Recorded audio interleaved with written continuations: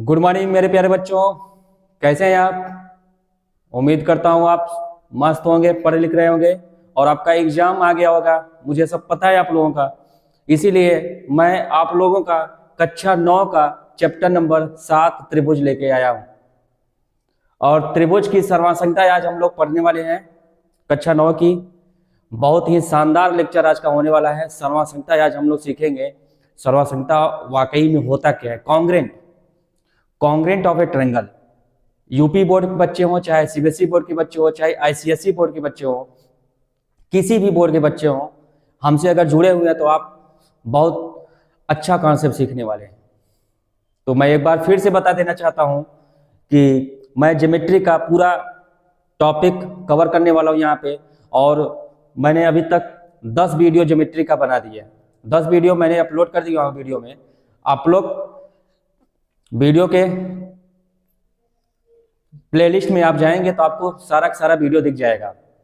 आप वहां पे जा करके सारे वीडियो को देख सकते हैं और ज्योमेट्री को सीख करके आप महारत हासिल कर सकते हैं मैथ की दुनिया में।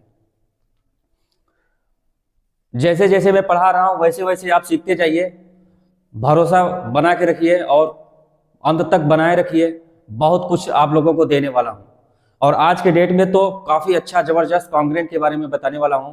कॉन्ग्रेंट होता क्या है, कॉन्ग्रेंट की प्रॉपर्टी क्या होती है, कौन कौन से कॉन्ग्रेंट होते हैं, ऐसे कंडीशन क्या होगी, कब हम अप्लाई करते हैं, कब नहीं अप्लाई करेंगे, क्या ऐसी कंडीशन है जब कॉन्ग्रेंट नहीं होगा, सब कुछ मैं यहाँ पे आपको दिखाने वाला हूँ। तो आपको वक्त तो देना ही पड़ेगा। तो वक्त दिए बिना आप जा नहीं सकते और जाएंगे तो आप कुछ सीख नहीं पाएंगे। तो बने रहना है और लगे रहना है।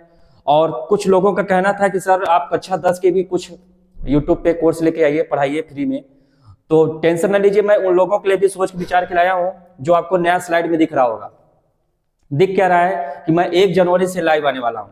और लाइव आना बिल्कुल ना भूलिए। जो भी मेरे प्यारे बच्चे कक्षा 10 के हों, जिन लोगों का भी बोर्ड एग्जाम फरवरी में मतलब आगे है नोटिस, फरवरी में बोर्ड एग्जाम है, तो वो सभी मेरे प्यारे भाइयों और बहनों और बच्चों, जो कुछ भी हो, आप आकर के मुझसे जुड़िए, लाइव जुड़िए और लाइव आनंद लीजिए। आपको नीचे दिख रहा होगा क्या मैंने लिखा हूं, धांसू ट्रिक के साथ बिना पेन चलाएं एमसीक्यू क्वेश्चन को सॉल्व करना सीखें कम समय में। आपके एग्जाम में 20 एमसीक्यू क्वेश्चन आते हैं। वो 20 एमसीक्यू क्वेश्चन मतलब मल्टीपल चॉइस क्वेश्चन, बहुविकल्पी प्रश्न, वो जो आपके 20 बहुविकल्पी प्रश्न आते हैं, उन सभी बहुविकल्पी प्रश्नों को मैं चाहता हूं कि आप 10 मिनट में सॉल्व करके बैठ जाएं। उसके बाद आप अपना अति लघु उत्तरी, शॉर्ट आंसर, लॉन्ग आंसर, जो भी जिस टाइप का क्वेश्चन है, 6 नंबर वाले, 2 नंबर वाले, 4 नंबर वाले, सबको उसमें टाइम लगा के आप करिए।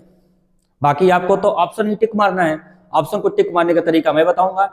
1 महीने आप हमसे लाइव जुड़ जाइए। 1 महीने में हम आपको पूरे चैप्टर की एमसीक्यू कराने वाला हूं। और 1 से लेकर के पूरे 12 चैप्टर कितने हैं, 13-14 चैप्टर है।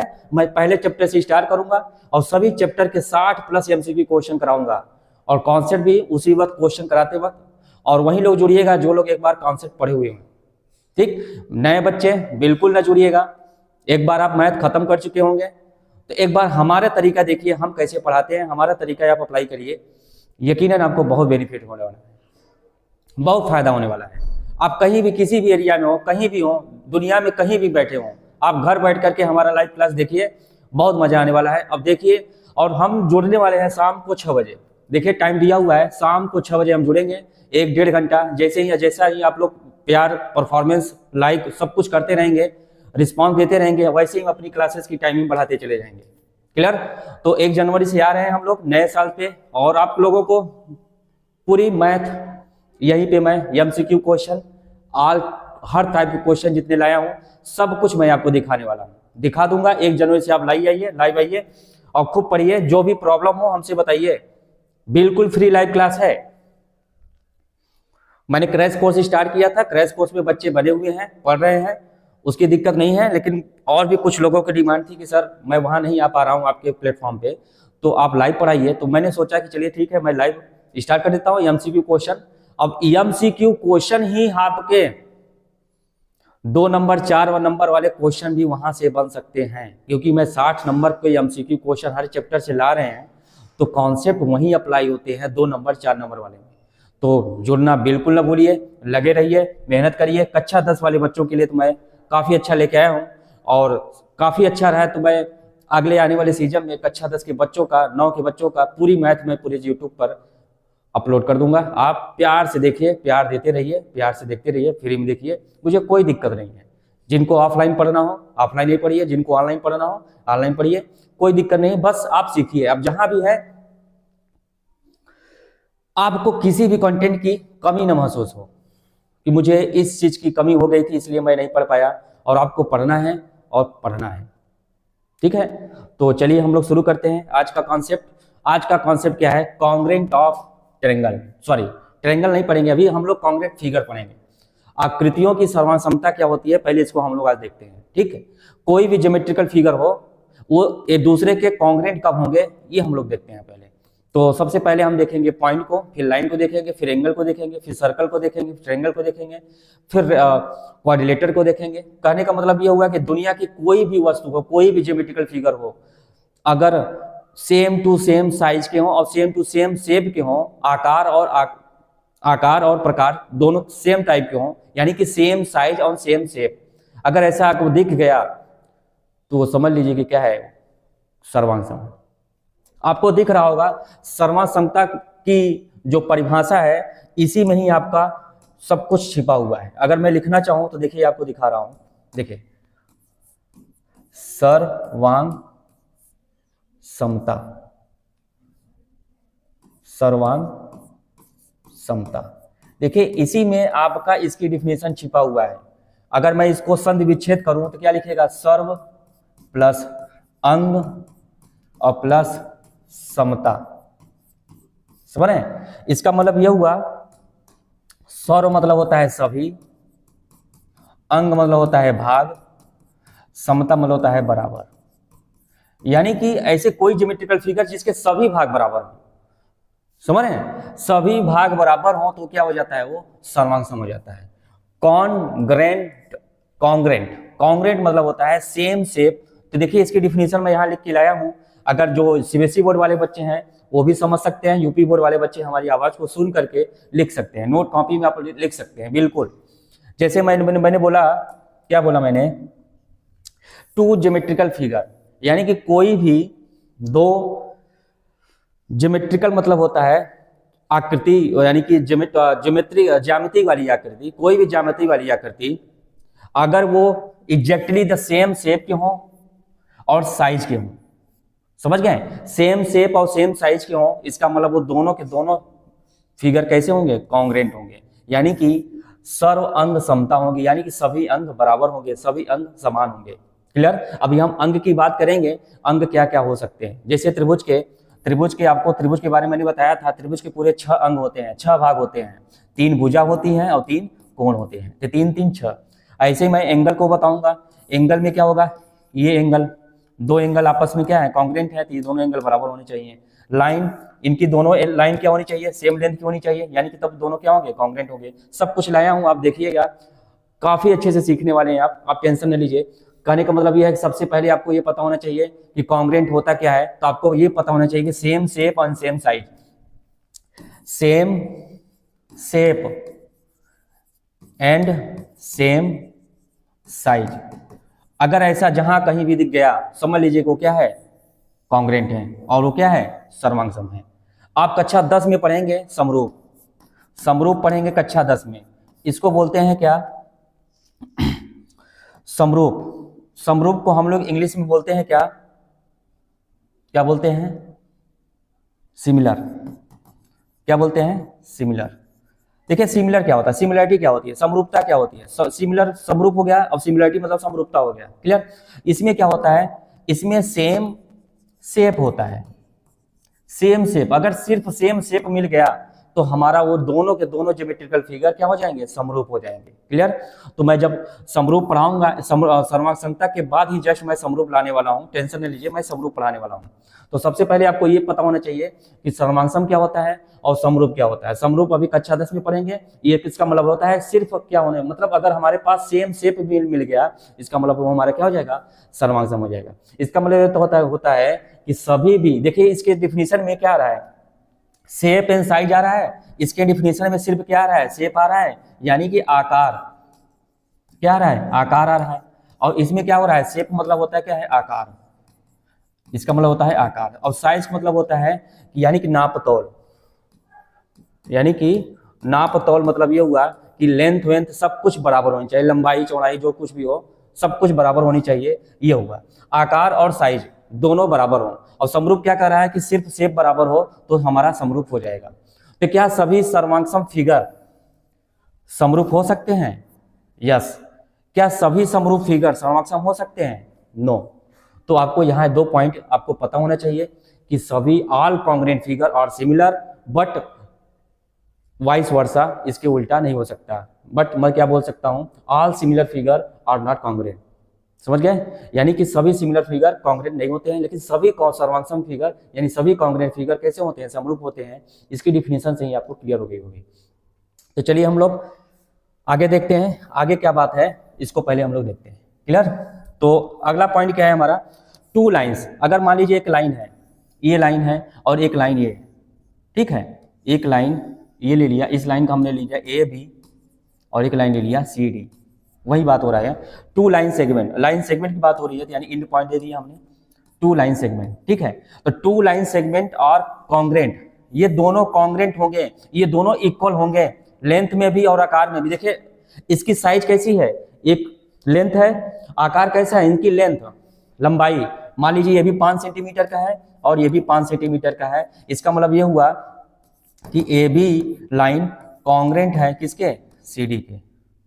समझ गए? A B line segment congruent है किसके, सी डी के। अब आपको बता देना चाहता हूं, अगर 2 ज्योमेट्रिकल फिगर आपस में अगर कॉन्ग्रुएंट है तो उसका साइन होता है साइन ऑफ कॉन्ग्रुएंट, यानी उनको किससे रिप्रेजेंट करते हैं, कौन सा साइन होता है, ये होता है साइन, ऐसे बना हुआ होता है और ये बना होता है। इसका मतलब होता है सेम शेप, ये क्या बताता है, शेप बताता है, सेम होना चाहिए। ये बताता है साइज, ये क्या बताता है, साइज। ऊपर वाला इस तरह से उल्टा जैसा अगर बना हुआ है तो ये बताता है कि सेम शेप है और ये बताता है कि सेम साइज है। क्लियर?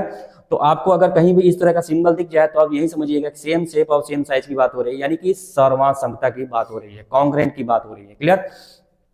तो 2 लाइन आपस में कॉन्ग्रुएंट हो सकते हैं, हमने आपको पहले ही बताया था। कोई भी ज्योमेट्रिकल फिगर हो वो आपस में कॉन्ग्रुएंट होंगे जब ये कंडीशन अप्लाई हो, क्या, सेम शेप और सेम साइज अगर मिल गया तो इसका मतलब दोनों ज्योमेट्रिकल फिगर कॉन्ग्रुएंट होंगे। तो 2 लाइन भी कॉन्ग्रुएंट होते हैं और 2 एंगल भी कॉन्ग्रुएंट होते हैं। 2 angles are equal if their measurement are equal. Measurement मतलब ये होता है कि दोनों एंगल इक्वल हो। एंगल मतलब जैसे मैंने लिया एग्जांपल आपको, जैसे हमने लिया एक एंगल बनाया ए ओ बी, ये हमने दे दिया 30 डिग्री, और एक एंगल हमने और ले लिया सी ओ डी, ये हमने एंगल ले लिया 30 डिग्री। तो measurement of angle A O B, ये दोनों क्या है, कॉन्ग्रुएंट है। तो measurement of angle C O D, यानी कि ये दोनों को दोनों एंगल क्या है, बराबर है, इसलिए ये दोनों के दोनों क्या हो जाएंगे, कॉन्ग्रुएंट हो जाएंगे। Same shape and same size के हैं, इस तरह से क्या हो जाएंगे, कॉन्ग्रुएंट हो जाएंगे। क्लियर? ये कहना चाहता था। क्लियर? तो ये यहाँ पे दिया हुआ है। अगला पॉइंट क्या दिया है, 2 सर्कल्स और कॉन्ग्रुएंट। 2 वृत्त एक दूसरे के कॉन्ग्रुएंट होंगे, 2 वृत्त एक दूसरे के कॉन्ग्रुएंट होंगे अगर उनकी त्रिज्याएं क्या हो, बराबर हो। If 2 circles are congruent if their radii are equals. समझ गए? अगर उनकी त्रिज्याएं क्या हो, बराबर हो, तो दोनों कॉन्ग्रुएंट होंगे। जैसा कि मैं आपको बता देना चाहता हूं, क्या बताना चाहता हूं, ध्यान से थोड़ा दीजिए। देखिए जैसे मैंने ये बनाया सर्कल, एक ये सर्कल बनाया, ये दोनों के दोनों सर्कल एक दूसरे के कॉन्ग्रुएंट तभी हो सकते हैं, ये दोनों को दोनों सर्कल एक दूसरे के कॉन्ग्रुएंट तभी हो सकते हैं जब इन दोनों सर्कल की रेडियस क्या हो, सेम हो। मान लेता हूं इस सर्कल का सेंटर O है, इसकी रेडियस R है, इस सर्कल का सेंटर O है, इसकी रेडियस S है। समझ गए? ये तो दोनों ट्रायंगल, ये दोनों सर्कल तभी कॉन्ग्रुएंट हो सकते हैं जब R इक्वल टू क्या हो, S हो, यानी कि दोनों सर्कल की त्रिज्याएं बराबर हो तो दोनों सर्कल कॉन्ग्रुएंट होंगे। क्लियर? तो सर्कल भी कॉन्ग्रुएंट होते हैं, सर्कल में भी समरूपता होती है, बस उनकी रेडियस क्या हो जाए, इक्वल हो जाए तो कॉन्ग्रुएंट हो जाएंगे। क्लियर? तो ये बताइए अगर कुछ ज्योमेट्रिकल फिगर अगर कॉन्ग्रुएंट हुए हैं तो वहां से क्या रिजल्ट आपको मिल सकता है, वहां से रिजल्ट आपको क्या मिल सकता है। अब मान के चलिए यही 2 सर्कल अगर आपस में कॉन्ग्रुएंट हैं तो रिजल्ट ये भी मिल सकता है क्या, कि दोनों सर्कल का एरिया बराबर होगा। यस, दोनों सर्कल को एक दूसरे को सुपर पोजीशन में आ जाएगा, यानी कि इसको पूरी तरह से इसको ढक लेगा। यस, अगर मैं इस सर्कल को ले आऊं, इस तरह से इसको ले आऊं और पूरी तरह से इसके ऊपर ढकूं ऐसे, तो पूरी तरह से ढक लेना चाहिए। क्लियर, यानी कि पूरी की पूरी इसको क्या कर ले, ढक ले, तभी हो जाएगा ये कॉन्ग्रेंट। क्लियर, तो कॉन्ग्रेंट का मतलब ये होता है कि अगर इस लाइन को इसके ऊपर रखूं तो पूरी तरह से उसका इंड पॉइंट और एक तरह से पूरी ढक ले, ये होता है उसका कॉन्ग्रेंसी। अगर मैं किसी एंगल को ले आऊं, ये पूरी तरह से इसके एंगल को पूरी तरह से ढक ले, तब होता है ये कॉन्ग्रेंसी। सर्कल के ले आऊं तो पूरी की पूरी तरह से इसको ओवरलैप कर ले, समझ रहे हैं, ये होता है कॉन्ग्रेंट। तो उम्मीद करता हूं आप कॉन्ग्रेंट को काफी गहराइयों से आप समझ गए होंगे। यस, समझ गए होंगे। अब यहाँ पे दो सर्कल अगर आपस में कॉन्ग्रेंट हैं तो इनके एरिया भी इक्वल होंगे, क्योंकि इनका एरिया क्या होता है, पाई आर स्क्वायर, रेडियस बराबर है तो एरिया भी इक्वल होगा। इनका पेरीमीटर भी इक्वल होगा, यानी कि क्षेत्रफल और परिमाप दोनों इक्वल होंगे। 2 पाई आर दोनों इक्वल होंगे। यस यस, तो कहने का मतलब ये है, ये अगर कॉन्ग्रेंट हुए तो यहाँ से आपको कई रिजल्ट मिलते हैं, जो हम आपको अगले स्लाइड में दिखाने वाले हैं क्या क्या रिजल्ट मिल सकता है। ठीक है, तो आपको सबसे पहले इस स्लाइड से कोई दिक्कत तो नहीं होने वाली है, मैं सब कुछ यहाँ पे आपको दिखाया और सब कुछ समझाने की कोशिश किया। अब आते हैं नेक्स्ट स्लाइड पे। अब आगे क्या है, प्रॉपर्टी ऑफ कॉन्ग्रेंट। देखिए सर्वांगता के गुण क्या होते हैं, कुछ प्रॉपर्टी होती है, उस प्रॉपर्टी को आपको दिमाग में रखना होगा। ये स्लाइड बहुत इंपॉर्टेंट होने वाली है, यहाँ से आपको बहुत कुछ अच्छे पॉइंट सीखने को मिलेंगे। यस, आपको बहुत अच्छे पॉइंट यहाँ से सीखने को मिलने वाला है। जैसे कि पहला पॉइंट आपको दिख रहा है, if two plane figures are congruent, कोई भी दो प्लेन फिगर हो, 2D प्लेन का कोई भी फिगर हो, जैसे सर्कल हो गया, ट्रायंगल हो गया, एंगल हो गया, लाइन हो गया, पॉइंट हो गया, कोई भी ज्योमेट्रिकल फिगर अगर आपस में कॉन्ग्रेंट हैं, इसका मतलब यह हुआ कि उनका एरिया क्या होगा, इक्वल होगा। ये आपको याद कर लेना है और दिमाग में रख लेना है। क्या, अगर दो ज्योमेट्रिकल फिगर उनके आपस में संबंध किसका है, कॉन्ग्रेंट का है, समरूपता का है, तो उन दोनों ज्योमेट्रिकल फिगर का एरिया इक्वल होगा। ये आप अपने दिमाग में रख लीजिए। क्लियर, अब आते हैं दूसरा पॉइंट, और होता भी है, आपको प्रूव करके भी दिखाएंगे। पहले आप पॉइंट टू पॉइंट इसके प्रॉपर्टी को दिमाग में रख लीजिए। दूसरी प्रॉपर्टी क्या है, if area of two plane figure, कोई भी दो प्लेन फिगर का अगर एरिया इक्वल हुआ तो जरूरी नहीं कि वो कॉन्ग्रेंट होंगे। यस, बहुत पॉइंट वाली बात है। आप सोच रहे होंगे बस सर ऐसे कैसे हो सकता है, तो मैं आपको एग्जांपल दे सकता हूं, आपको दिखा रहा हूं। जैसे मान लीजिए, पहले जो कहना चाहता हूं वो समझ में आया कि नहीं, तब मैं बताऊंगा।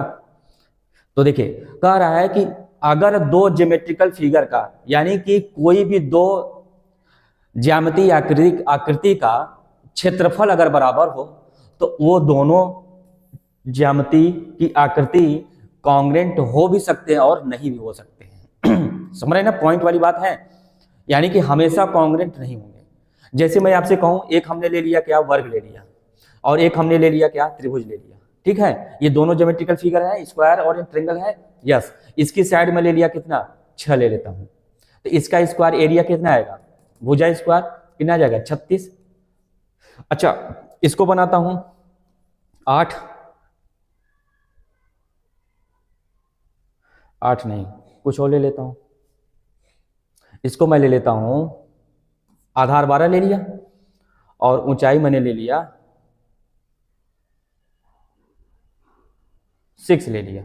ठीक है, अब इसका एरिया निकालता हूं। चलिए, इसका एरिया निकाला कितना आ गया, 36, मान लो सेंटीमीटर में है, 36 सेंटीमीटर स्क्वायर आ गया। इसका एरिया निकालूं त्रिभुज का, 1/2 आधार गुणे ऊंचाई, आधार कितना है 12 और ऊंचाई कितनी है 6, तो ये भी कितना आ गया 36 आया, 36 सेंटीमीटर स्क्वायर आया। बताइए, क्या मैंने कहा था आपको, अगर दो ज्योमेट्रिकल फिगर का एरिया अगर बराबर हो गया तो क्या दोनों ज्योमेट्रिकल फिगर एक दूसरे के कॉन्ग्रेंट होंगे, नहीं हो सकते भाई। क्यों, क्योंकि ये क्या है, 4 भुजाओं वाली आकृति है, ये क्या है 3 भुजाओं वाली आकृति, ये चतुर्भुज है, त्रिभुज है।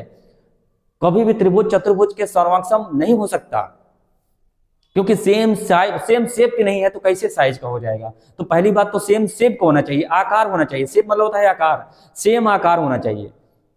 ये है चतुर्भुजाकार, ये है त्रिभुजाकार, समझ रहे नहीं, तो ये पॉइंट आपको पता होना चाहिए। क्या, कि if area of two plane figures are equal, तो दे मे और मे नॉट बी कॉन्ग्रेंट, यानी कि वो कॉन्ग्रेंट हो भी सकते हैं और नहीं भी हो सकते हैं। क्लियर, तो हो भी सकते हैं, मान लीजिए त्रिभुज का दो त्रिभुज ले लिया, इन दोनों त्रिभुज का क्षेत्रफल मैंने बराबर कर दिया, तो क्या हो जाएगा, ये दोनों से कॉन्ग्रेंट हो जाएंगे। तो क्या क्षेत्रफल हमेशा बराबर होने पे कॉन्ग्रुएंट होंगे? नहीं होंगे। तो आइए हम लोग तीसरी प्रॉपर्टी पे आते हैं। दूसरा आप लोग समझ गए होंगे, क्लियर। तीसरी प्रॉपर्टी क्या है कि रिफ्लेक्सिव प्रॉपर्टी भी होती है इसकी, यानी कि कॉन्ग्रुएंट जो प्रॉपर्टी ऑफ कॉन्ग्रुएंट होती है, ये तीन तरह की खास तरह की प्रॉपर्टी रखते हैं। पहला रिफ्लेक्सिव, दूसरा सिमेट्रिक और तीसरा ट्रांजिटिव। जी हाँ, आप रिफ्लेक्सिव प्रॉपर्टी को वही जो आप समझते हैं क्या, आप रिफ्लेक्सिव प्रोनाउन पढ़े होंगे इंग्लिश में, जिसको आप लोग पढ़ते होंगे हिंदी में क्या पढ़ते हैं, शायद बोलते हैं हिंदी में इसको रिफ्लेक्सिव प्रोनाउन।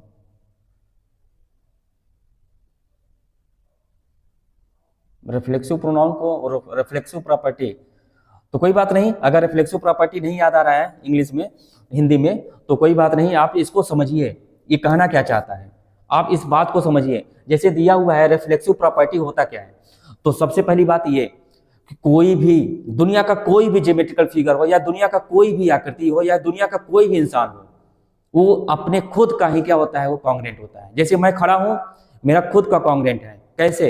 मेरा खुद का कॉन्ग्रुएंट, मेरा खुद का एकदम सेम टू सेम साइज, मेरा सेम टू सेम शेप कहाँ मिलेगा? अगर मैं अपने शीशे में ऐसे देखूंगा, शीशे में मैं अपना चेहरा देखूंगा, मेरी पूरी बॉडी क्या होगी, कॉन्ग्रुएंट हो जाएगी। शीशे में दिखेगा मेरा सेम टू सेम शेप और सेम टू सेम साइज।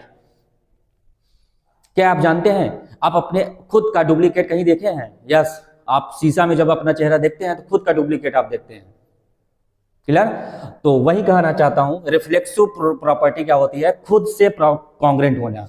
अगर कोई एंगल ए है तो खुद का कॉन्ग्रुएंट है, अगर कोई ट्रायंगल त्रिभुज है ये खुद का कॉन्ग्रुएंट है, अगर कोई लाइन ये है ए बी है ये खुद का कॉन्ग्रुएंट खुद से ही है, अगर कोई पॉइंट है खुद का कॉन्ग्रुएंट है, अगर कोई एंगल 30 डिग्री का है तो खुद का ही कॉन्ग्रुएंट है। यानी कि ये रिफ्लेक्सिव प्रॉपर्टी भी होती है इसकी।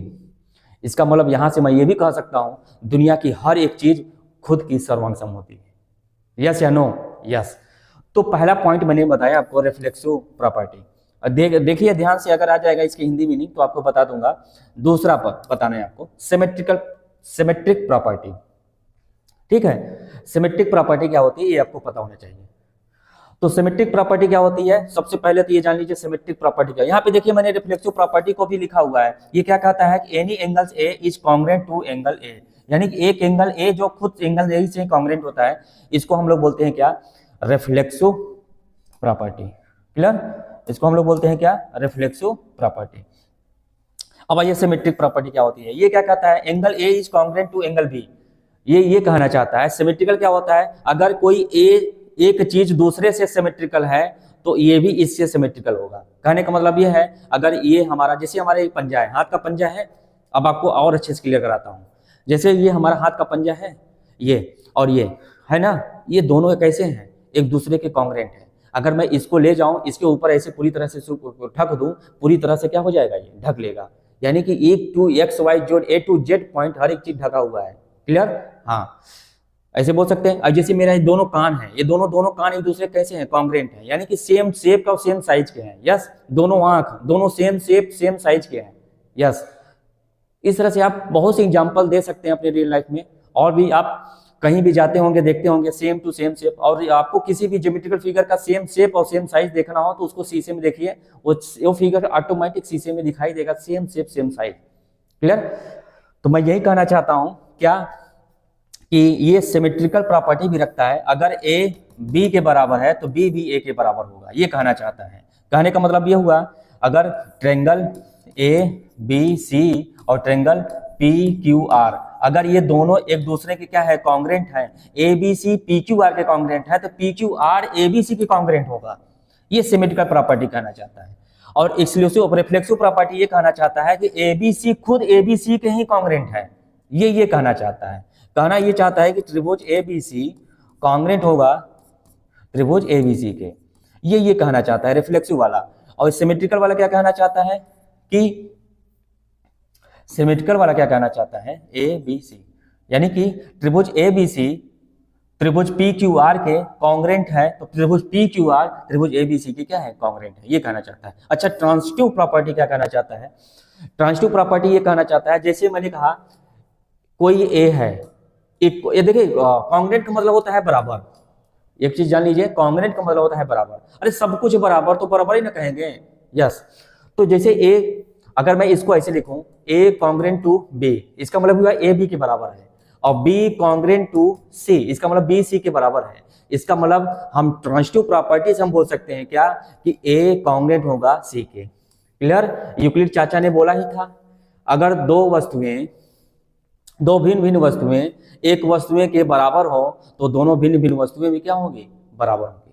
तो कहने का मतलब वही हुआ कि यानी कि ए और सी दो भिन्न भिन्न वस्तुएं हैं, ये दोनों बी के बराबर हैं, तो ये दोनों वस्तुएं भी आपस में क्या होंगी, बराबर होंगी। वही चीज यहाँ पे मैंने बताया।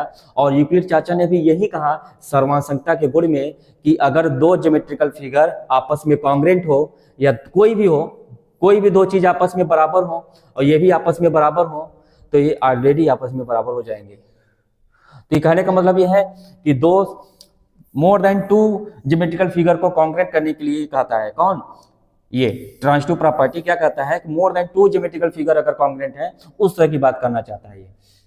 जैसे ए बी के बराबर है, बी सी के बराबर है, तो ए सी के बराबर हो जाएगा। इसको मैं दूसरी भाषा में बोल सकता हूँ, जैसे हम लोग बोलते हैं क्या, ए बी के बराबर है, बी सी के बराबर है, तो ए सी के बराबर हो जाएगा। ये होता है कॉन्ग्रेंटी। समझ गए? तो आपको मैंने कॉन्ग्रेंट को बहुत ही गहराइयों से समझाया और सब कुछ आताल पताल जहां से जितने भी मटेरियल और मैटर होते हैं सब मैंने आपको एक प्लेटफॉर्म पे ले आके दे दिया। तो इस तरह से पढ़ाई करिए, हमसे जुड़िए, आपको एक एक चीज ढूंढ करके ले आकर के मैं आपको दूंगा और अच्छे से क्लियर करा दूंगा। काफी अच्छा कॉन्सेप्ट आपको सिखा दूंगा। कोई भी टॉपिक हो, आप मैथ का कोई भी टॉपिक मुझसे बोलिए, सर मुझे ये टॉपिक पढ़ा दीजिए, मैं वो टॉपिक लेके आऊंगा, आपको वो टॉपिक इतना इजी बना दूंगा कि आप कहेंगे वाह मजा आ गया। तो आपको मजा आना चाहिए और वो लाने के लिए मैं खड़ा हूं यहाँ पे। क्लियर? तो the transitive property of angle congruent से that for any angle A B C के लिए बात कर रहा है कि ए अगर बी के बराबर हो और बी सी के बराबर हो तो ए सी के बराबर हो जाएगा। क्लियर? तो वही कहना चाह रहा है जो मैंने बोला भी और वही चीज लिखा हुआ है, आपको समझ में आना चाहिए। आप इंग्लिश देख करके बिल्कुल मत घबराइए, क्योंकि आपको हिंदी में भी मैं बोल करके आपको पढ़ा रहा हूँ। क्लियर? तो जो यूपी बोर्ड वाले बच्चे हैं तो बिल्कुल ना घबराएं, क्योंकि मैं यूपी बोर्ड वाले बच्चे को ही पढ़ाता हूँ। ये मेरी मजबूरी है कि कुछ बच्चे कहते हैं सर आप इंग्लिश में भी लिख दीजिए कंटेंट, क्योंकि सीबीएसई बोर्ड वाले बच्चे भी जुड़े हुए रहते हैं, इसलिए मैं कंटेंट को इंग्लिश में लिखना चाहता हूँ। और कहेंगे तो आपको दोनों लैंग्वेज में लिख के मैं ले दूंगा, हिंदी इंग्लिश दोनों में। तो यहाँ पे कुछ पॉइंट वाली बातें थी, आपको बोल करके मैंने दिखाया हूँ। जो चीज आपको छूट गया है लिखने के लिए, आप पीछे वीडियो कर लीजिएगा, थोड़ा देखो पीछे करके जा करके वहाँ एक एक पॉइंट सुन करके आप लिख सकते हैं। क्लियर? मेरी हर एक बात बहुत इंपॉर्टेंट होती है जब मैं यहाँ पढ़ाता हूँ। कोई भी मैं फालतू बातें नहीं करता हूँ और न कोई मैं फालतू कॉन्सेप्ट पढ़ाता हूँ। हर एक कॉन्सेप्ट क्लियर होना चाहिए और हर एक कॉन्सेप्ट को मैं बाकी एकदम बारीकी तरीके से मैं समझाने की कोशिश करता हूँ और समझाता भी हूँ। मेरी आदत है डीपली पढ़ाने की और धज्जियाँ उड़ाने की कॉन्सेप्ट की। क्लियर? तो आइए हम लोग पढ़ते हैं नेक्स्ट कॉन्सेप्ट। आगे क्या है, कॉन्ग्रेंट ऑफ ट्रायंगल, यानी कि त्रिभुजों के सर्वांशकता हम लोग पढ़ेंगे। आज हम लोग अपनी असली बात पे आ गए हैं। क्यों? क्योंकि हम लोगों को यहीं से अब पढ़ना है। अभी तो पीछे आपको कॉन्ग्रेंट सिखा रहा था, कॉन्ग्रेंट होता क्या है, कहाँ अप्लाई करते हैं, कैसे करते हैं, क्या कैसे उसके प्रॉपर्टी, सब कुछ मैंने आपको अभी तक सिखाया। अब तो आएगा कहाँ से, यहाँ से आएगा। तो कॉन्ग्रेंटी होती क्या है, कहाँ कहाँ हम अप्लाई कर सकते हैं, कोई भी ज्योमेट्रिकल फिगर कैसे अप्लाई करेंगे। हम लोग त्रिभुज में ही अप्लाई करेंगे कॉन्ग्रेंसी। अभी तक हमारे सिलेबस में त्रिभुज का ही है, जरूर कोशिश पड़ेगा तो वृत्त में भी हम लोग कॉन्ग्रेंसी पढ़ते हैं, लेकिन आप लोगों को दिखाई नहीं देता है, तो आपको हम दिखाएंगे वृत्त में भी कॉन्ग्रेंटी कैसे होती है। क्लियर? तो जब हम वृत्त पढ़ाएंगे तो आपको बताएंगे। तो चलिए देखते हैं हम लोग कॉन्ग्रेंट ऑफ ट्रायंगल, त्रिभुजों के सर्वांगसमता। तो दो त्रिभुज एक दूसरे के सर्वांगसम तभी होंगे जब वो दोनों एक दूसरे के सुपरपोज हो, यानी कि पूरी तरह से एक दूसरे को ढक लें। क्लियर? यानी कि यही कहना चाहता हूं, टू ट्रायंगल्स आर कॉन्ग्रेंट, दो त्रिभुज एक दूसरे के कॉन्ग्रेंट होंगे जब केवल क्या हो, superpose on the other so as the cover it exactly. कहने का मतलब ये कहना चाहता है, यूपी बोर्ड वाले बच्चे थोड़ा ध्यान दे इधर समझें। ये कह रहा है जैसे मान लो ये त्रिभुज है, त्रिभुज मैंने बनाया सेम टू सेम शेप, इसी सेम टू सेम शेप का मैंने एक और त्रिभुज बनाया। क्या मैं यहाँ से, एक मिनट है, तो मैं यहाँ से कोई शेप ले सकता हूँ ज्योमेट्री, क्या ले लूँ 2D में शेप, जैसे मैंने त्रिभुज ले लिया। क्लियर? अब मैंने यहाँ पे क्या ले लिया, एक त्रिभुज ले लिया, एक त्रिभुज ले लिया, एक त्रिभुज मैंने यहाँ पे ले लिया, और कौन सा त्रिभुज ले लूँ, एक और ले लेता हूँ, एक त्रिभुज और ले लिया।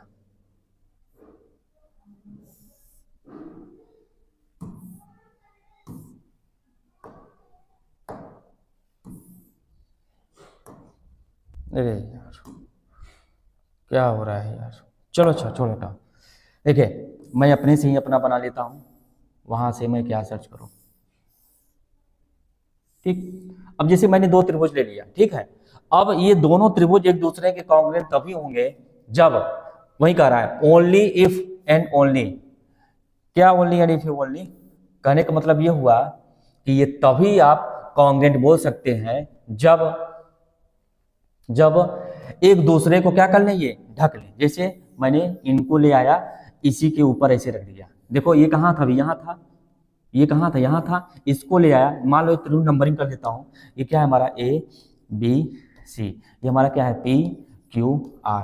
यानी कि अगर मैं कहूँ आपसे ये त्रिभुज को लो, इस त्रिभुज को ले आकर के मैं इसके ऊपर जस्ट रखूँ, यानी कि इसके ऊपर जस्ट रखूँ तो पूरी तरह से क्या कर लें, कवर कर लें, यानी कि PQ साइड AB को कॉन्ग्रुएंट कर लें, यानी कि पूरी तरह से ढक लें, और APR साइड AC को पूरी तरह से ढक लें, और BC QR को पूरी तरह से ढक लें, और एंगल AP के बराबर हो जाए, एंगल QB के बराबर हो जाए, एंगल CR के बराबर हो जाए, तो हम कह सकते हैं कि दोनों त्रिभुज सर्वांगसम है। क्लियर, ये दोनों त्रिभुज सर्वांगसम होंगे जब पूरी की पूरी तरह से इसको उठाने पर इसको ढक लें, तो इसका मतलब ये होता है दोनों त्रिभुज सर्वांगसम है। क्लियर, ये यहाँ कहना चाहता हूं।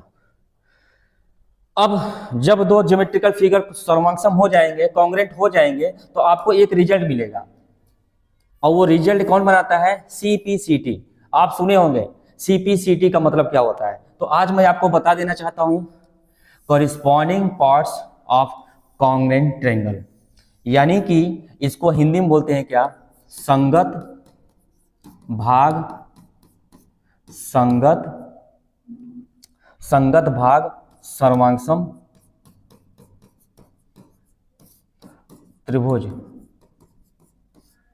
समझ गए, संगत भाग सर्वांगसम त्रिभुज, यानी कहने का मतलब यह हुआ सर्वांगसम त्रिभुज के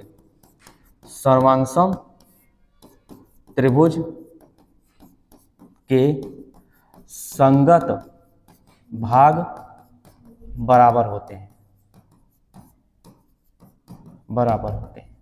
यानी कि CPCT को हम इस तरह से हम बोल सकते हैं। क्लियर, इसको बोलते हैं corresponding part of congruent triangle. ठीक है, अब हम जानते हैं, अब हम लोग ये भी सीखना चाहते हैं क्या, कि ये भाग क्या होता है। तो भाग हमने आपको पिछले वीडियो में आपको सिखाया था, त्रिभुज के कितने भाग होते हैं। तो त्रिभुज के आपको मैंने बताया था पूरे 6 भाग होते हैं, 3 भुजाएं होती हैं और 3 कोण होते हैं।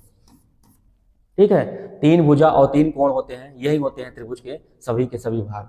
तो कहने का मतलब ये हुआ, अगर ये दोनों ज्योमेट्रिकल फिगर आपस में कॉन्ग्रुएंट हुए, तो यानी कि इसके संगत हो जाए बराबर होंगे, और संगत कोण क्या होंगे, बराबर होंगे। संगत भुजाएं का मतलब ये हुआ कि भुजा AB PQ के बराबर होगा, भुजा AC PR के बराबर होगा, भुजा BC QR के बराबर होगा। क्लियर, एंगल भी क्या होगा, बराबर होगा, एंगल A एंगल P के बराबर होगा, एंगल B एंगल Q के बराबर होगा, एंगल C एंगल R के बराबर होगा। क्लियर, यानी कि 3 पार्ट साइड के हो गए और 3 पार्ट एंगल के हो गए, सभी के सभी पार्ट क्या होंगे, बराबर होंगे, वही यहाँ पे लिखा हुआ है। यानी कि सर्वांगसम त्रिभुज के संगत भाग बराबर होते हैं, यानी कि सब के सब भाग, त्रिभुज के कुल कितने भाग होते हैं, 6 भाग होते हैं, 6 भाग, जिनमें से 3 भुजा होती हैं और 3 कोण होते हैं। 3 क्या होते हैं, कोण होते हैं, सब के सब दोनों त्रिभुज के बराबर हो जाते हैं। क्लियर, वही चीज यहाँ पे लिखा है। तो कॉरिस्पॉन्डिंग साइड और इक्वल, वही मैंने बोला कि कॉरिस्पॉन्डिंग साइड क्या होते हैं, इक्वल होते हैं, और कॉरिस्पॉन्डिंग एंगल्स आर इक्वल, यानी कि ये दोनों क्या है, कॉरिस्पॉन्डिंग एंगल है। ये दोनों क्या है, ये दोनों कॉरिस्पॉन्डिंग एंगल है, और ये दोनों क्या है, कॉरिस्पॉन्डिंग साइड है। ये दोनों क्या है, कॉरिस्पॉन्डिंग साइड है। तो कॉरिस्पॉन्डिंग साइड और कॉरिस्पॉन्डिंग एंगल्स सब इक्वल होते हैं, यानी कि संगत भुजाएं बराबर होती हैं और संगत कोण बराबर होते हैं। ये कहने का मतलब हुआ, कहने का मतलब यह हुआ कि संगत भुजाएं बराबर होती हैं और संगत कोण बराबर होते हैं। ये आपको पता होना चाहिए, वही चीज मैंने यहाँ पे आपको दिया हूँ। क्लियर, अगर आप लोगों को और अच्छे से क्लियर करना हो तो दिखा देते हैं आप, ये दोनों भुजाएं क्या है, बराबर है, तो दोनों संगत भुजाएं हैं। क्लियर, ये दोनों कोण आपस में बराबर है तो इसका मतलब बोलते हैं संगत कोण बराबर है, इसको संगत कोण बोलते हैं, इसको संगत भुजाएं बोलते हैं। क्लियर, तो चलिए हम लोग नेक्स्ट पेज पे चलते हैं। क्लियर, आइए ये थोड़ा देख लीजिए। हेलो सूर्या, इसको देख लीजिए, चल रहा है ना? हाँ चलिए कोई बात नहीं। चलिए, criteria for congruent of two triangles, दो ट्रायंगल को कॉन्ग्रेंट होने के लिए क्या क्या क्राइटेरिया हो सकते हैं, क्या क्या कंडीशन हो सकते हैं, इसके बारे में हम लोग पढ़ते हैं। तो क्या है, आप जैसे मैंने यहाँ पे बोला कि ये दोनों ज्योमेट्रिकल फिगर अब एक दूसरे के कॉन्ग्रेंट होंगे जब ये पूरी पूरी इसको ढक ले।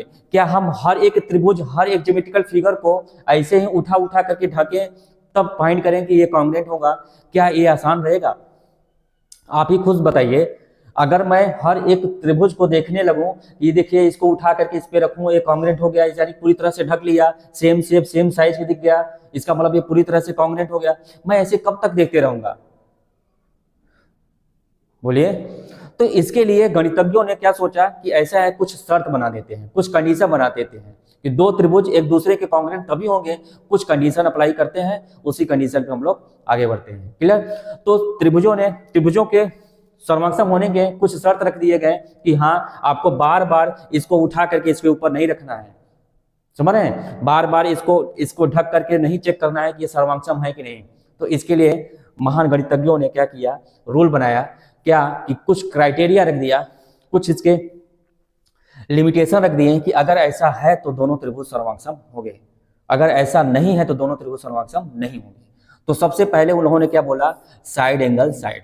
ये सिस्टमेटिक ढंग से जो नंबरिंग है ये बहुत ही इंपॉर्टेंट है प्रूव करने के लिए। अगर मैं प्रूव करना चाहिए, देखिए एक बात ध्यान समझिएगा, मैं इन सभी थ्योरम को मैं प्रूव कराऊंगा, सभी थ्योरम को मैं प्रूव कराऊंगा। और कैसे प्रूव कराना है, मेरा जलवा देखिएगा आप लोग, कैसे कितने कम समय में स्मार्ट तरीके से कितने अच्छे से मैं प्रूव कराने वाला हूं, आप ध्यान दीजिएगा। क्लियर, अच्छा सबसे पहले कई बुकों में तो देखिए साइड एंगल साइड, ये देखिए उसको बोलते हैं साइड एंगल साइड। तो साइड का मतलब होता है भुजा, एंगल का मतलब होता है कोण, और साइड का मतलब होता है भुजा। तो यूपी बोर्ड वाले बच्चे आप डरे ना, ध्यान दें, इसको बोलते हैं भुजा कोण भुजा, ठीक है? इसको बोलते हैं कॉन्ग्रेंस क्राइटेरिया, यानी कि भुजा कोण भुजा के कॉन्ग्रेंट होने का क्या क्या क्राइटेरिया होते हैं उसको देखना है। फिर हम लोगों को पढ़ना है angle side angle, A for angle, S for side, A for angle, यानी कि कोण भुजा कोण, ये हम लोगों को पढ़ना है, कोण भुजा कोण। इसको हम लोग प्रूव भी करेंगे, कैसे आया, कहाँ से आया, क्यों ऐसा करते हैं, सब बताएंगे। इसको बोलते हैं कोण एंगल एंगल साइड, यानी कि कोण कोण भुजा, कोण कोण भुजा। ऐसा अगर दिखे तो हम ये दोनों ट्रायंगल को कॉन्ग्रेंट कर देते हैं। साइड साइड साइड, भुजा भुजा भुजा अगर दिख गया तो कॉन्ग्रेंट हो जाएगा। आरएचएस रूल में क्या होता है, आरएचएस आप समझ लीजिए, आरएचएस क्या होता है, आर मतलब होता है राइट, आर मतलब होता है राइट, एच मतलब होता है हाइपोटेनियस, हाइपोटेनियस, एस मतलब होता है साइड, एस मतलब होता है साइड्स, ठीक है? अगर मैं कोई भी त्रिभुज लूं, मान लो हम किस त्रिभुज की बात कर रहे हैं, समकोण त्रिभुज की बात कर रहे हैं, ठीक है? समकोण त्रिभुज की सबसे बड़ी भुजा क्या होती है, कर्ण होती है, जिसको हम लोग बोलते हैं क्या, हाइपोटेनियस। ये क्या होती है, कर्ण। आर फॉर मतलब होता है राइट, राइट मतलब होता है 90 डिग्री, ठीक है? साइड मतलब होता है कोई भुजा बराबर। यानी कि दो समकोण त्रिभुज आपस में कॉन्ग्रेंट तभी होंगे जब इन दोनों का एक एंगल 90 डिग्री हो, और सबसे बड़ी भुजा जो इसको हम बोलते हैं क्या, कर्ण, एक कर्ण बराबर हो, और कोई इन दोनों में से कोई एक भुजा आपस में का बराबर दिख गई, इसका मतलब वो दोनों के दोनों त्रिभुज सर्वसम हो जाएंगे, कॉन्ग्रेंट हो जाएंगे, दोनों के दोनों त्रिभुज, दोनों के दोनों राइट एंगल ट्रायंगल कॉन्ग्रेंट हो जाएंगे। क्लियर, आरएचएस रूल ये कहता है। तो इन सभी रूल को हम लोग प्रूव करेंगे और समझेंगे और देखेंगे, और मजा भी आएगा आपको दिखाने वक्त, दिखाते वक्त आपको दिखाएंगे। ये सब आपको पांच क्राइटेरिया आपको दिमाग में रखना है, पांचों आपको दिमाग में रखना है, पहला, दूसरा, तीसरा, चौथा, पांचवा। आप याद कर लीजिए यहीं पे क्या क्या मैंने बताया, साइड एंगल साइड, दूसरा मैंने क्या बताया, एंगल साइड एंगल, तीसरा क्या बताया, एंगल एंगल साइड, चौथा क्या बताया, साइड साइड साइड, पांचवा क्या बताया, आरएचएस। ये सारा का सारा पैटर्न आप दिमाग में रख लीजिए, बहुत ही आसान होने वाला है, और हम लोग क्वेश्चन चुटकियों में करने वाले हैं। क्लियर, तो पहले कॉन्सेप्ट सीख लेंगे, जब से कॉन्सेप्ट खत्म होगा तो फिर हम लोग क्वेश्चन में अप्लाई करना सीखेंगे और क्वेश्चन को हम लोग भी अब करेंगे, क्वेश्चन को सॉल्व। क्लियर? तो ये हम लोगों ने पहले सीखा कि side angle side, angle side angle, angle angle side, ये सभी के सभी हम लोगों को प्रूव करना है। इन सभी का हम लोग यूज करेंगे क्वेश्चन में। क्लियर? दो त्रिभुज सर्वांगसम तब होते हैं जब ये सभी के सभी आपको पता होना चाहिए। ठीक है, तो सबसे पहले एक एक करके हम लोग सीखेंगे। तो सबसे पहले हम लोग आते हैं क्या, साइड एंगल साइड। हाँ, आप लोगों को मैं ये कहना चाहता था, कई बुकों में इसको अपग्रेड मान करके बोल दिया गया है और कई बुकों में इसको थ्योरम बोला गया है। अपग्रेड मतलब होता है एक्सियम्स, यानी कि हमारा पहला एक्सियम्स नहीं बोल करके हम इसको क्या बोलेंगे, थ्योरम बोलेंगे। क्योंकि एक बुक है, आपको बुक मैं बताना चाहता हूं, और उस बुक का नाम है R D Sharma. R D Sharma, ठीक है, आर डी शर्मा की बुक। और एक और बुक है जिसको हम लोग बोलते हैं R S Agarwal. R S Agarwal, देखिए मैं इन दोनों बुक का तो अध्ययन करता हूं और इन्हीं दोनों बुक का तो मैं भरोसा भी करता हूं। ठीक है, आर एस अग्रवाल, ठीक है, आर एस अग्रवाल और आर डी शर्मा, ये दो बुक ऐसे हैं, इन दोनों बुक में ये दोनों राइटर काफी जबरदस्त हैं, काफी अच्छे से प्रूव भी किए हुए हैं। और मैं इन दोनों राइटर की ही बात करता हूं और इन्हीं के सिलसिले से मैं आगे बढ़ता हूं और इन्हीं का मैं डेली के डेली आपको पढ़ाता भी। तो कई बुकों में तो दिया हुआ है कि एक्सियम्स है, जैसे आपको चित्रा हो गया, राजीव हो गया, एनसीईआरटी हो गया, कई बुकों में तो इसको अपग्रेड मान के चला गया है। लेकिन मैं आपको बोलूं कि ये क्या है, थ्योरम है। अगर आप थ्योरम समझते हैं जिसका मतलब इसको प्रूव किया जा सकता है, अगर आप अपग्रेड समझते हैं जिसका मतलब इसको प्रूव नहीं किया जा सकता। तो कई बुकों में तो देखिए बात की बात है, लेकिन हमको तो थ्योरम मान करके इसको आगे बढ़ना है। क्लियर? तो अपग्रेड ना हो करके हमने क्या बोला इसको, एक प्रमेय। प्रमेय, क्लियर? अब प्रमेय नंबर पहला यानी कि थ्योरम। थ्योरम पहला क्या है, साइड एंगल साइड। क्या है, साइड एंगल साइड। तो साइड एंगल साइड, इसी को हम लोग बोलते हैं क्या, शॉर्टकट में साइड एंगल साइड, यानी कि इंग्लिश में क्या बोलेंगे, साइड एंगल साइड। हिंदी में क्या बोलते हैं, भुजा कोण भुजा, भुजा कोण भुजा। क्लियर? तो अब हम लोग एक पहले प्रमेय को पढ़ करके नेक्स्ट वीडियो हम लोग सेकंड थ्योरम पे बात करेंगे। आज हम लोग पहला प्रमेय सीखेंगे। क्लियर? तो मान लीजिए जैसे कोई दो त्रिभुज है, दो त्रिभुज हमने ले लिया, एक त्रिभुज ये ले लिया, एक त्रिभुज ये ले लिया। ठीक है, कुछ नहीं है, बस आपको थोड़ा सा ध्यान देना है। A B C P Q R, ये दोनों के दोनों त्रिभुज मैंने ले लिया। क्लियर? अब दिया क्या है ये भी लिखना पड़ेगा, तो चलिए हम लिख देते हैं। दिया है, क्या दिया है, ये शायद कलर आपको न दिख रहा हो, मैं ये कलर ले लेता हूं। दिया है त्रिभुज ए बी सी तथा त्रिभुज पी क्यू आर में क्या दिया है कि साइड एंगल साइड। अच्छा, पहले समझना होगा कि साइड एंगल साइड होता क्या है। देखिए, अगर कोई दो त्रिभुज ले लिया, कोई त्रिभुज ले लिया, ठीक है, इसका एक साइड दूसरे त्रिभुज के इसकी एक साइड, ये साइड इसके बराबर हो और एंगल उससे जुड़ा हुआ, ये एंगल इसके बराबर हो और ये साइड इसके बराबर हो, तो देखिए आपको इस तरह का पैटर्न दिखना चाहिए। कैसा, side angle side, side angle side, yes, ऐसा पैटर्न दिखना चाहिए, तभी आपका माना जाएगा कि आप साइड एंगल साइड रूल लगा रहे हैं। ऐसा नहीं कि साइड यहां दिखा, एंगल यहां दिखा, साइड यहां दिखा, ऐसा नहीं करना है आपको। कहने का मतलब यह है दोनों भुजाएं, जिससे दोनों भुजाएं जहां एंगल, जो एंगल है उससे दोनों भुजाएं जो गई हैं, यानी कोई एंगल, जैसे मान लो ये एंगल इसके बराबर है, तो इस एंगल को बनाने वाली ये दोनों भुजाएं जो हैं एक दूसरे के बराबर होनी चाहिए, यानी ये इसके बराबर, ये इसके बराबर, तभी हम मानेंगे कि साइड एंगल साइड रूल लगाएंगे। क्लियर?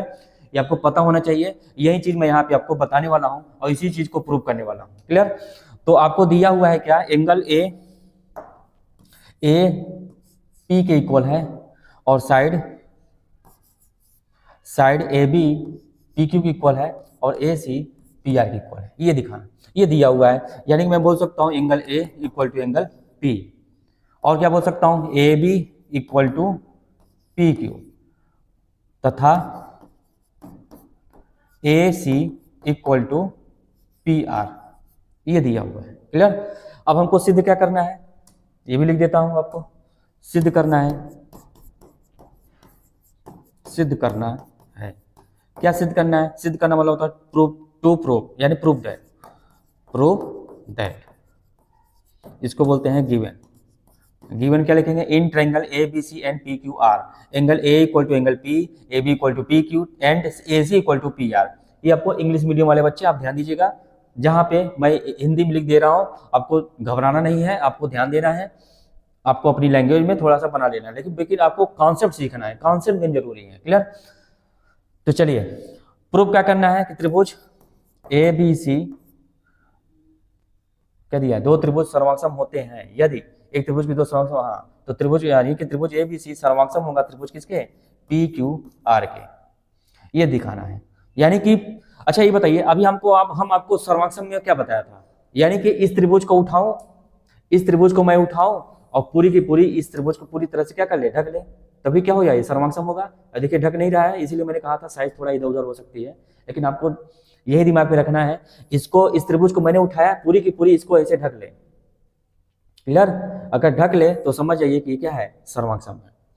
तो यही आपको दिखाना है और यही हमको प्रूव करना है, यानी कि पूरी की पूरी इसको ढक ले, यानी ए पी कोइंसाइड हो जाए और क्यू बी से कोइंसाइड हो जाए और आर सी से कोइंसाइड हो जाए और ए बी पी क्यू के बराबर हो जाए और ए सी पी आर के बराबर हो जाए और बी सी क्यू आर के बराबर हो जाए। अगर ऐसा दिखा तो दोनों त्रिभुज कॉन्ग्रेंट होंगे। क्लियर? तो ये आपको दिखाना है। तो यही कॉन्सेप्ट यहाँ पे लगा करके हमको दोनों त्रिभुज को ये दिखाना है कि इसको इस पर रखने पर पूरी तरह से ढक ले, तब प्रूफ हो जाएगा कि हमारा साइड एंगल साइड क्या होता है। अच्छा, इसी चीज को कुछ बुक वालों ने इसको अपग्रेड बोल दिया, क्योंकि इसके कॉन्सेप्ट में कुछ इधर उधर मैथमेटिकल यूज नहीं होने वाला है, बस इसको इसके ऊपर रखना है, ऐसे करना है, ऐसे करना है, यही करना है, तो कुछ नहीं करना है। ध्यान दीजिएगा, अब हमको क्या करना है? उपपत्ति लिखना है, अब उसके बाद खत्म कर देना है। उपपत्ति मैं देखने जा रहा हूं, ध्यान समझिएगा। अगर मैं बोलूं त्रिभुज पी क्यू आर को त्रिभुज ए बी सी के ऊपर रखने पर, त्रिभुज ए बी सी को त्रिभुज पी क्यू आर के ऊपर रखने पर क्या रख सकते हैं? अब दिया हुआ है क्या? ए एंगल किसके बराबर है? एंगल पी के बराबर है, यानी कि ए को पी के ऊपर रखेंगे, रखने पर ए इक्वल टू पी, इसका मतलब ये हुआ जब इसके ऊपर रखेंगे तो ए इक्वल टू पी, ये तो दिया हुआ है, ये क्या है? दिया हुआ है, यानी कि ए बी पी क्यू को क्या हो जाएगा? कोइंसाइड हो जाएगा, यानी कि रिजल्ट क्या मिलेगा? ए बी, जब इसको रखूंगा पी को इस पे रखूंगा तो ए पी के बराबर है, ये है, और ए बी पी क्यू के क्या है? बराबर है, ये भी दिया हुआ है। ए बी किसके बराबर है? पी क्यू के, ये भी दिया हुआ है, दिया है। इसका मतलब यह हुआ बी क्यू के क्या हो जाएगा? बी एंगल क्यू से कोइंसाइड मतलब होता है कि ढक लेगा, एंगल बी एंगल क्यू को क्या कर सकता है? से कोइंसाइड हो जाएगा। कोइंसाइड मतलब होता है पूरी तरह से ढक लेना। अगर जब बी क्यू पर आ जाएगा, बी और क्यू सेम पॉइंट हो जाएंगे, इसका मतलब एंगल बी भी क्या हो जाएगा? एंगल क्यू के बराबर हो जाएगा। क्लियर? ऐसे ही जब AC को PR पे रखेंगे, AC कोइंसाइड टू PR, यानी कि AC PR को कोइंसाइड कर लेगा, इसका मतलब अब दिया हुआ है क्या? AC PR के क्या है? बराबर है, इसका मतलब एंगल C एंगल R के क्या हो जाएगा? बराबर हो जाएगा, C R पे आ जाएगा। यस, अब मैंने क्या दिखाया? अब देखिए दो त्रिभुज सर्वांगसम तभी होंगे जब उसके सभी के सभी भाग बराबर हों। देखिए एक भाग बराबर था, दूसरा भाग बराबर है, तीसरा भाग बराबर है, तीन भाग बराबर हो गए। अब तीन भाग बराबर करना है। तीन भाग क्या हो सकता है? एक ये एंगल, एक ये एंगल और एक ये भुजा। क्लियर? अब ये बताइए, तीन भाग ऑलरेडी बराबर है, दो भाग मैंने बराबर कर दिया, ये और ये एंगल आपस में, ये एंगल इसके बराबर, ये एंगल इसके बराबर कर दिया। इसका मतलब ये हुआ कि BC QR को कोइंसाइड कर जाएगा, BC QR को पूरी तरह से ढक लेगा। ठीक है, पूरी तरह से ढक लेगा। अब जब ढक लेगा इसका मतलब ये हुआ कि BC QR के क्या हो गया? बराबर हो गया। सभी के सभी भाग हमने बराबर दिखा दिया, प्रूव कर दिया कि सभी के सभी भाग क्या हैं, बराबर हैं। इसलिए हम कह सकते हैं कि साइड एंगल साइड प्रूफ हो गया। क्लियर? तो साइड एंगल साइड को हमने प्रूव कर दिया। तो आज अब हम लोग नेक्स्ट वीडियो में आपसे मिलेंगे। अगर मैं आपको कुछ हिंट देना चाहूँ तो आपको दे सकता हूँ। हिंट में क्या, आगे के थ्योरम को प्रूव करने के लिए। ठीक है? जैसे एंगल साइड एंगल, आपको हिंट दे रहा हूँ, आप घर से करके आइएगा। आप अपने से एक बार कोशिश करिए, नहीं तो हम नेक्स्ट वीडियो में आएंगे, आपको सिखाएंगे कि कैसे आगे के थ्योरम को प्रूव किया जाएगा। एंगल साइड एंगल यानी एंगल साइड एंगल, ये एंगल इसके इक्वल, ये एंगल इसके इक्वल और ये साइड इसके इक्वल। देखिए एंगल साइड एंगल, ये है ना एंगल साइड एंगल क्राइटेरिया। इसको प्रूव करना है आपको घर पे, तो प्रूफ हो जाएगा। तब फिर मुझे आप कमेंट बॉक्स में दिखाइएगा कि हाँ सर प्रूफ हो गया है, समझ में आ गया है। तो आपको देखिए ये एंगल इसके बराबर हो, ये एंगल इसके बराबर हो, ये दिखाया, और ये साइड इसके बराबर हो, तो इसको बोलते हैं angle side angle, angle side angle. अब इसको हमको प्रूव करना है कि दोनों ट्रायंगल क्या है, कॉन्ग्रुएंट है। क्लियर? अच्छा ये बताइए, तीन भाग तो दे दिया एंगल साइड एंगल, तीन भाग बराबर है, बाकी तीन भाग अगर मैं बराबर दिखा दूं तो कॉन्ग्रुएंट हो जाएगा। यस। अच्छा इसमें इसके पिछले वाले थ्योरम को अप्लाई कर सकता हूं। यस। साइड एंगल साइड को प्रूव कर सकता हूं। साइड एंगल साइड का दिखा दूं तो काम हो जाएगा, दोनों त्रिभुज कॉन्ग्रुएंट हो जाएंगे। तो ये बताइए साइड एंगल अगर ये साइड इसके बराबर दिखा दूं, ध्यान समझिएगा, ये साइड इसके बराबर दिखा दूं या साइड एंगल ये साइड इसके बराबर दिखा दूं, यानी कि ये साइड इसके बराबर दिखाऊं या ये साइड इसके बराबर दिखा दूं, तो साइड एंगल साइड से दोनों त्रिभुज कॉन्ग्रुएंट हो जाएंगे। यस। यही आपको घर पे चेक करना है कैसे बराबर होगा, कैसे कंस्ट्रक्शन करना है, कैसे सॉल्व करना है। ये अगर आप समझ गए तो इसका मतलब ये भी थ्योरम प्रूव कर लेंगे। क्लियर? ऐसे ही आपको यहाँ भी देखना है, यहाँ भी आपको एंगल साइड दिख रहा है। देखिए A B C P Q R, आपको हिंट दे रहा हूं, घर से करके आइएगा। जैसे मैंने बोला एंगल, मान लीजिए ये एंगल इसके बराबर है, ये एंगल इसके बराबर है, और अगला दे दिया क्या, साइड, ये साइड इसके बराबर है। क्लियर? एंगल साइड, ये पैटर्न होना चाहिए, एंगल साइड, ये एंगल इसके इक्वल और ये एंगल इसके इक्वल और एक साइड इक्वल, चाहे यहाँ वाला साइड हो चाहे वहां वाला साइड हो, ये यानी संगत भुजाएं आपस में बराबर होनी चाहिए। क्लियर? अच्छा ये दोनों त्रिभुज सर्वांगसम होंगे और प्रूफ कैसे करना है, आप चाहिए तो एंगल साइड एंगल दिखा दीजिए या साइड एंगल साइड दिखा दीजिए। अगर एंगल साइड एंगल दिखा देंगे तब भी प्रूफ हो जाएगा। इसका मतलब ये साइड इसके बराबर कर दूं तो हमारा प्रूफ हो जाएगा, किससे, एंगल साइड एंगल से। लेकिन अगर आप एंगल इस साइड दोनों को, इन दोनों साइड को अगर आप बराबर दिखा दिए तो एंगल साइड एंगल से भी बोल सकते हैं दोनों त्रिभुज सर्वांगसम हो गए, या साइड एंगल साइड और साइड एंगल साइड से भी आप बोल सकते हैं दोनों त्रिभुज सर्वांगसम हो गए। क्लियर? तो मैंने आपको ये भी हिंट दे दिया, इसको कैसे प्रूव किया जाएगा। बाकी आपको आगे की बातें सिखाना पड़ेगा। जब साइड में आएगा तो आपको कोई एक एंगल एक दिखा देंगे आप, तो साइड एंगल साइड से प्रूफ हो जाएगा। RHS आएगा तो आप ऐसे ही करना सीख जाएंगे, आप सब प्रूफ कर ले जाएंगे। तो मिलते हैं आपसे नेक्स्ट वीडियो में। ठीक? तो नेक्स्ट वीडियो में आपको यही सब चीज़ जो मैंने अभी बताया, इन्हीं सब चीज़ों को आपको प्रूफ करते हुए दिखाऊंगा, और दिखाऊंगा कितने आसान तरीके से, एकदम झक्कास तरीके से और ज़बरदस्त तरीके से आपको प्रूफ कराऊंगा। ठीक? तो आज का ये कॉन्सेप्ट खत्म होता है। मिलेंगे आपसे नेक्स्ट वीडियो में इसी उत्साह और इसी उमंग के साथ और इसी एनर्जी के साथ और इसी एटीट्यूड के साथ। तो आपसे मिलते हैं नेक्स्ट वीडियो में, तब तक के लिए नमस्कार, जय हिंद, जय भारत।